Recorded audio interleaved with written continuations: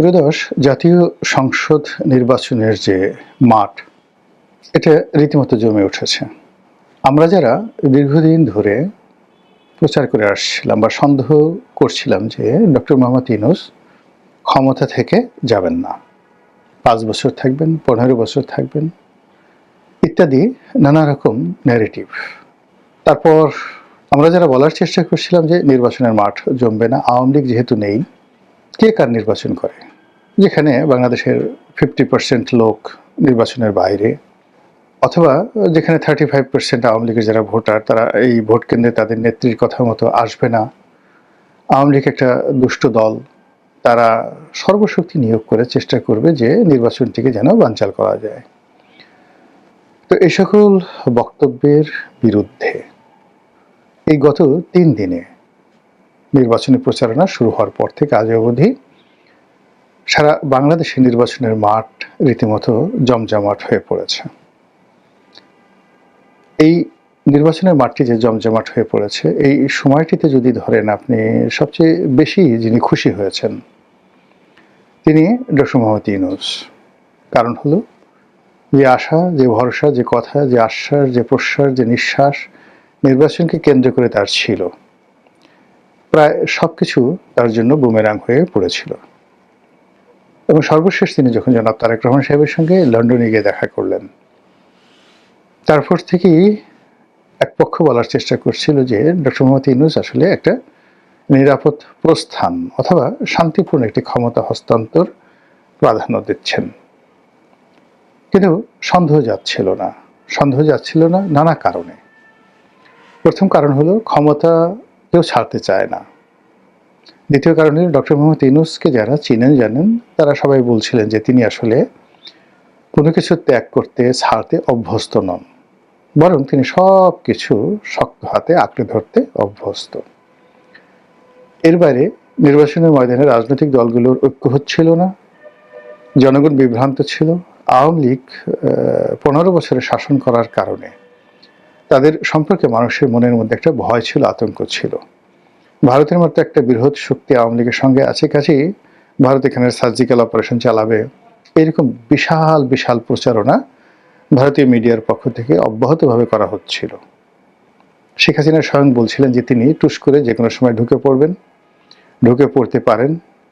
আর তার যারা লোকজন আছেন তারা এই ন্যারেটিভটিকে, অর্থাৎ শেখ হাসিনা যে কোনো সময় ঢুকে পড়তে পারেন, এটিকে তরতাজা করার জন্য দিল্লি থেকে, কলকাতা থেকে, ইংল্যান্ড থেকে, আমেরিকা থেকে তারা বারবার যে সকল কথা বলছিলেন তা হলো শেখ হাসিনার জন্য ভারত সব কিছু করতে পারে।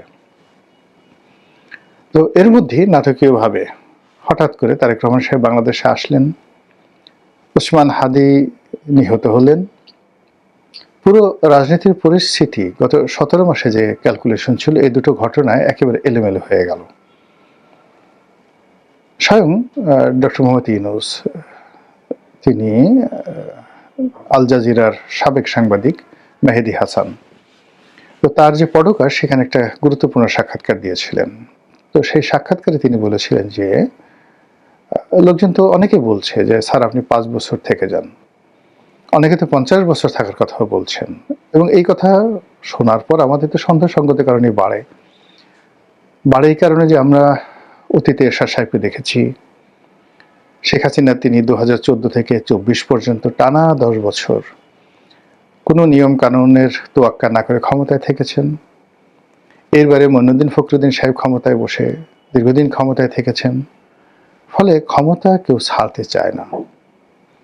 ভোট র্যাগিং বলেন, ২ নম্বরই বলেন, এটা আমাদের দেশে নতুন কোনো ঘটনা নয়। সবাই যে ক্ষমতায় গিয়েছে সবাই চেষ্টা করেছে। তো সেই অর্থে আমরা যারা আমজনতা, সাধারণ চিন্তার মানুষ, আমরা তো সাধারণ যোগ বিয়োগে যা হয় সেরকমই চিন্তাভাবনা করেছি। এবং সেই চিন্তার প্রেক্ষিতে দেখা গেল যে আমাদের একটা বিরাট অংশ তারা ধরে নিয়েছিল যে ডক্টর মোহাম্মদ ইউনূস ক্ষমতায় থাকবেন এবং তিনি যদি ক্ষমতা থেকে চলে যান বা ব্যর্থ হন তাহলে এখানে তৃতীয় কোনো শক্তি আসবে, এরকম প্রচার এবং প্রপাগান্ডা চলছিল। অন্যদিকে ডক্টর মোহাম্মদ ইউনূসের যিনি প্রেস সচিব আছেন মিস্টার শফিক, তিনি বারবার শুধু বলার চেষ্টা করছেন যে পূর্বের চাঁদ যদি পশ্চিমে উদিত হয়। তবুও সেখানে কোনো শক্তি নাই বিশ্বের যারা কিনা ডক্টর মোহাম্মদ ইউনূস যে নির্বাচনের আয়োজন করতে যাচ্ছেন সেটা থেকে তাকে নিবৃত্ত করতে পারে। ২ নম্বর হলো তিনি বারবার নিঃশ্বাস প্রশ্বাস আশ্বাস সবকিছুতে তিনি দৃঢ়তা দেখাচ্ছিলেন যে নির্বাচন হবেই। তিনি যত বলছিলেন নির্বাচন হবেই তত বেশি সন্দেহ বাড়ছিল। এমনকি নির্বাচনের তফসিল ঘোষণা হওয়া, তারপর একেবারে প্রতীক বরাদ্দ থেকে শুরু করে নির্বাচনের